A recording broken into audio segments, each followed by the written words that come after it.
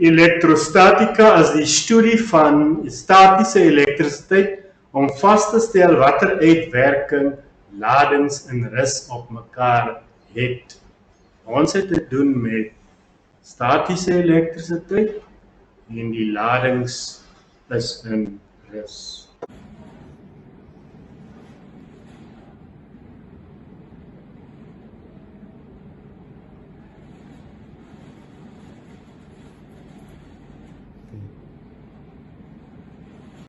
Ek het die middelste gedeelte gevryf, so die ladings bly in hierdie gedeelte en beweeg nie na die voorste gedeelte toe nie. Anderswoorde, ladings bly in rus. Daar's geen aantrekking vir daai gedeelte nie, slegs vir hierdie gedeelte wat gevryf is.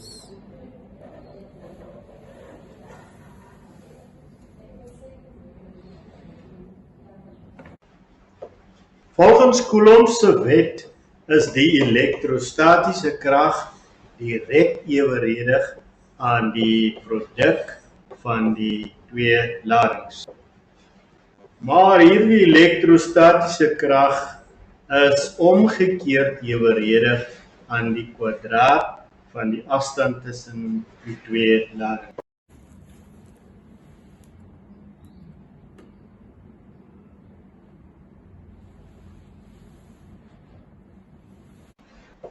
Ons bereken die aantrekkingskrag tussen twee ladings Q1 en Q2. Ons pas substitusie toe. My antwoord is 5,4 maal 10 to die mag minus 6 Newton aantrekkend.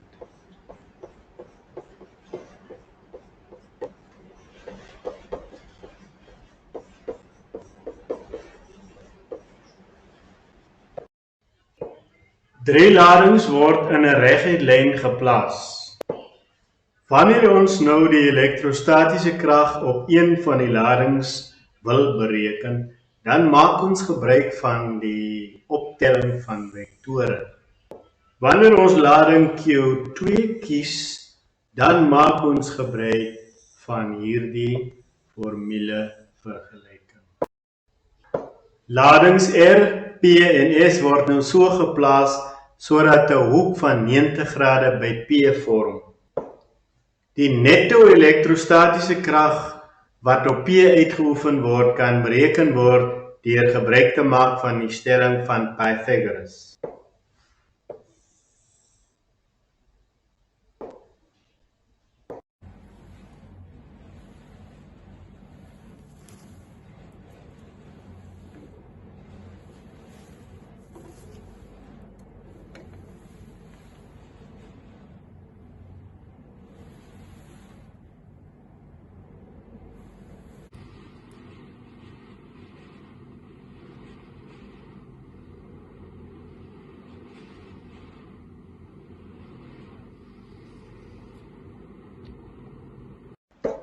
Drie ladings A, B, C is positief gelaai. Hoek C is gelyk aan 90 grade.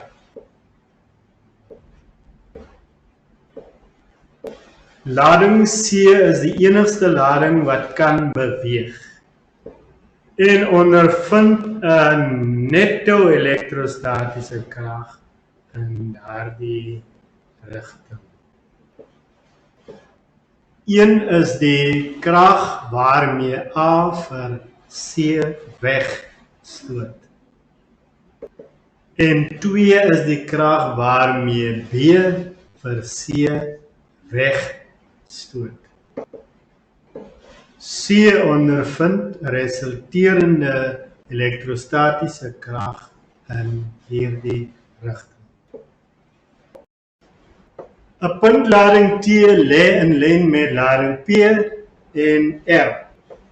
Die elektriese veldsterkte by punt T kan bereken word met hierdie formule vergelyking deur die optelling van vektore. Lading P, punt T en lading R word nou so geplaas sodat hoek PTR gelyk is aan 90 grade. Ons bereken nou die netto elektriese veldsterkte by punt T deur gebruik te maak van die stelling van Pythagoras. Ons gebruik dus hierdie formule vergelyking om die netto elektriese veldsterkte te bereken.